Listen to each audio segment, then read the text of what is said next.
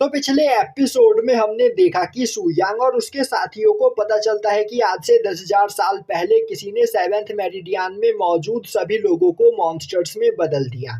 पर यह काम कौन कर सकता है, उन्हें इस बारे में कोई भी आइडिया नहीं होता है। और अब वह ना ही मोसी और यिंग नियांग से इस बारे में पूछ सकते हैं, क्योंकि उन दोनों को इंसानी भाषा बोलना नहीं आता है। तभी सुयांग वहां पर अपनी पावर का यूज करते हुए चारों ओर मौजूद स्पिरिचुअल एनर्जी को कंप्रेस करके एक पिल बनाता है, जिसे देखते ही डीमन एम्परर सुयांग की तारीफ करने लगता है और बोलता है, मास्टर आप सच में कमाल के हो। मैं समझ गया हूँ कि आप यहाँ पर क्या करना चाहते हो।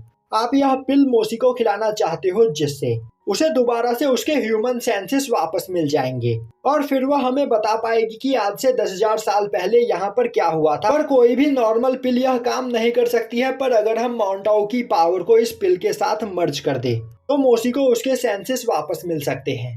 और अब माउंटाओ बाहर आते हुए उस पिल के अंदर अपनी पावर डालता है, जिसके बाद सुयांग उस पिल को मोसी की बॉडी के अंदर डाल देता है। अब अचानक से मोसी की बॉडी के अंदर से काफी ज्यादा एनर्जी रिलीज होने लगती है। वहीं पर उसे उसकी पूरी बॉडी में बहुत ही ज्यादा पेन हो रहा होता है। यह देखकर यिंग नियांग काफी ज्यादा डर जाता है और अब उसे लगता है कि सुयांग यहाँ पर उसकी मदर को मारने की कोशिश कर रहा है, इसीलिए वह सुयांग पर अटैक करने के लिए आगे बढ़ता है। पर सांगनिंग बीच में आते हुए उसे रोक देती है और बोलती है कि मास्टर सुयांग यहाँ पर तुम्हारी मदर को मारने की कोशिश नहीं कर रहे हैं, बल्कि वह तुम्हारी मदर को बचा रहे हैं। जल्द ही तुम्हारी मदर को यहाँ पर होश आ जाएगा। यह सुनकर यंग नियांग वहां पर थोड़ा शांत होता है और अब वह देखता है कि उसकी मदर की बॉडी के अंदर मौजूद सभी नेगेटिव ऑरा बाहर निकल जाती है, जिसके बाद वापस से उसकी मदर को उसकी इमॉर्टल कल्टीवेशन मिल जाती है। अब हमें सेवेंथ मेरिडियन के घने जंगल के बीचों बीच एक फॉर्मेशन प्लेटफॉर्म को दिखाया जाता है। तभी वह फॉर्मेशन प्लेटफॉर्म एक्टिवेट होता है और अब उसके अंदर से निकलकर एक पर्सन बाहर आता है। वहीं पर उस प्लेटफॉर्म के एक्टिवेट होते ही आसपास मौजूद कई सारे मॉन्स्टर्स वहां पर इकट्ठा हो चुके होते हैं। अब उस प्लेटफॉर्म के अंदर से निकलकर वह पर्सन बाहर आता है और बोलता है, आखिर मैं कितने टाइम के बाद यहाँ बाहर आया हूँ। मेरे पूरे बॉडी में पेन हो रहा है, शायद से मेरी बॉडी को यहाँ पर थोड़ी एक्सरसाइज की जरूरत है। अब उस पर्सन को देखते ही आसपास मौजूद सभी मॉन्स्टर्स काफी तेजी से उस पर अटैक करने के लिए आगे बढ़ते हैं। यह देखते ही वह पर्सन अपने पास से एक फ्लूट निकालता है और उसे बजाने लगता है। अब उस फ्लूट के बजते ही उन सभी मॉन्स्टर्स के ऊपर काफी ज्यादा ग्रेविटी प्रेशर पड़ने लगता है, जिससे वह सभी नीचे गिर जाते हैं। अब वह पर्सन बोलता है, तुम सभी लोग बस डिस्कस्टिंग मॉन्स्टर हो जिन्होंने अपनी इमॉर्टैलिटी को खो दिया है। और कहीं तुम लोग भूल तो नहीं गए कि आखिर मैं कौन हूँ, क्योंकि आज से 10,000 साल पहले ही मैं तुमसे मिलने के लिए यहाँ पर आया था। और यहाँ पर पिछले 10,000 सालों में कोई भी हमारे सेवेंथ मेरिडियन में नहीं आया है।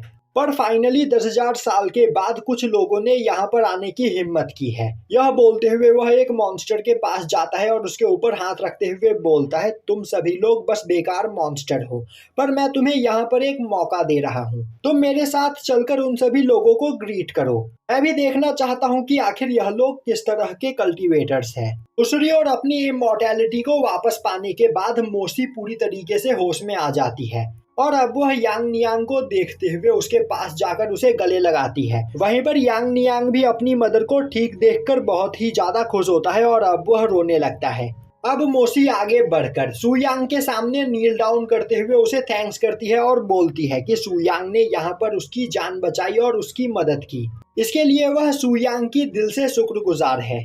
तभी सांगनिंग उसे उठाते हुए उससे पूछती है कि क्या उसे कुछ याद है, आखिर यहाँ पर क्या हुआ था और यहाँ पर मौजूद सभी लोग मॉन्स्टर्स में कैसे बदल गए। तभी अचानक से मोसी के सर में दर्द होने लगता है और अब वह सभी लोगों को बताती है कि आज से 10,000 साल पहले अचानक से सभी लोग मॉन्स्टर में बदलने लगे थे। वह रात का समय था, सभी इंसान धीरे धीरे मॉन्स्टर में बदलते चले जा रहे थे और तो और वह अपने साथियों पर ही अटैक करके उन्हें मारने की कोशिश कर रहे थे और चारों ओर तबाही ही तबाही थी। सभी लोग अपनी जान बचाने के लिए इधर उधर भाग रहे थे। उसी बीच मोसी भी अपने कुछ बॉडीगार्ड्स के साथ भाग रही होती है और उसके बॉडीगार्ड्स उसे मॉन्स्टर्स से बचा रहे होते हैं। तभी एक मॉन्स्टर काफी तेजी से सामने आते हुए उसके एक बॉडीगार्ड को मार देता है, जो देखते ही उसके दोनों बॉडीगार्ड अपने साथी को बचाने के लिए उस मॉन्स्टर पर अटैक करते हैं। पर वह मॉन्स्टर बहुत ही ज्यादा पावरफुल होता है और वह उन दोनों बॉडीगार्ड को भी मार देता है। यह देखकर मोसी बहुत ही ज्यादा डर जाती है।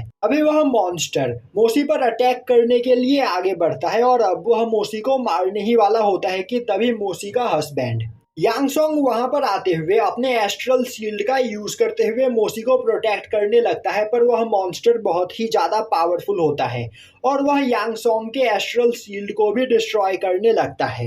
यह देखकर यांग सोंग परेशान हो जाता है और अब वह अपनी पावर का यूज करते हुए अपने एस्ट्रल शील्ड को ब्लास्ट करके वहां पर चारों ओर धुआं ही धुआं कर देता है और मोसी को उठाकर वहां से भागने लगता है। वहीं पर उस दौरान मोसी प्रेग्नेंट होती है, जिस वजह से वह खुद ब खुद ज्यादा दूर तक नहीं भाग पाती है। इसीलिए यांग सोंग उसे अपने साथ उठाकर भाग रहा होता है। वहीं पर वह मोसी को बताता है कि 7वें मेरिडियन में मौजूद सभी लोग मॉन्स्टर में बदल चुके हैं और अब यहाँ पर उन्हें कोई भी नहीं बचा सकता है।